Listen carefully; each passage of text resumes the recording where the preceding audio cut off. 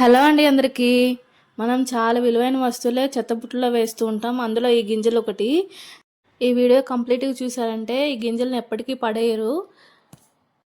మన కంటికి కనిపించేది చిన్న గింజ అయినా కూడా ఈ గింజల్లో ఎంతో ప్రోటీన్, ఫైబర్, ఐరన్ ఇంకా పొటాషియం వంటి ఎన్నో పోషకాలు ఉన్నాయి. ఇవి మనం రకరకాలుగా తీసుకోవచ్చు. ఇలా వేపుకొని తీసుకోవచ్చు, ఉడికించి తీసుకోవచ్చు, లేదంటే కూర కూడా చేసుకొని తీసుకోవచ్చు. ఏది తీసుకున్నా కూడా మితంగా తీసుకోవాలి. అమితంగా ఏది తీసుకున్న విషయమే, అందుకనే మనం మితంగా తీసుకోవాలి.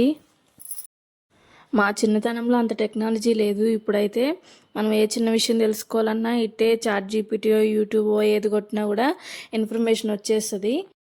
ఈ గింజల విలువ తెలియక చిన్నప్పుడు అయితే తినేవాళ్ళం అస్సలు కాదు.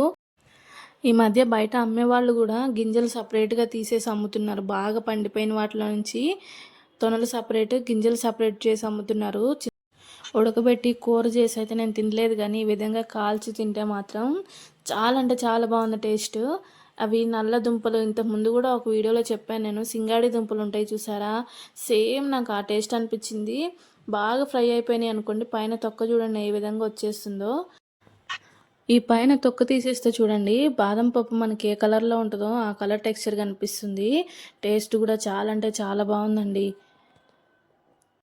పనస్తోనలోంచి గింజలు సపరేట్ చేసుకున్న తర్వాత మనకు మందంగా ఉన్న గిన్నె పెట్టేసుకొని, బాండీ గిన్నె ఏదన్నా పెట్టేసుకొని ఇవి వేసేసి మూత పెట్టేసి వేయించితే తొందరగా అయిపోతాయి. ఇవి వేయించుకున్నామంటే సో చాలా అంటే చాలా బాగా వేగిపోతాయి.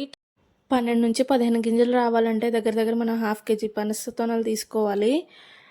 పనసతంలో హాఫ్ కేజీ కొనాలంటే 100 నుంచి 120 రూపాయలు అయితే పెట్టాలి. అంత రేట్ అయితే మనం పదే పదే పెట్టలేం కదా. తెచ్చినప్పుడు మాత్రం అస్సలు వేస్ట్ చేయకండి. కంపల్సరీ ఈ విధంగా ఏదైనా చేసుకొని తినండి. మరి బయట సపరేట్ గింజలు అమ్ముతున్నారు, అవి ఎట్లా అయితే అమ్ముతున్నారు నాకైతే తెలీదు. మీకు తెలిస్తే కామెంట్ చేయండి. ప్లీజ్ లైక్, షేర్, సబ్స్క్రైబ్ అండి. Bye bye.